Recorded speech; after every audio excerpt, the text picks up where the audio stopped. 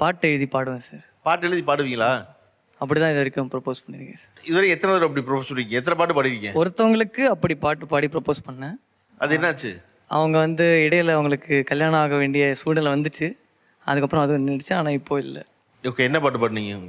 நான் ஒரு 10 வருஷம் முன்னாடி காலேஜ்க்கு அட்மிஷன் போகும்போது கன்னியாகுமரி போயிட்டு இருந்தேன் சார். அங்கே வந்து அந்த அந்த ப்ரீஸ் வந்து ரொம்ப புதுசாக இருந்துச்சு. இப்போ வந்து அவங்கள நான் பார்க்கும்போது அவங்க சிரிப்பு, ஜென்ரலாகவே நான் சிரிப்புக்கு விழுந்துருவேன் யாராக இருந்தாலும். ஸோ அதை வந்து ஊமைப்படுத்தி எழுதணும்னு அப்படி ஆரம்பிச்சது.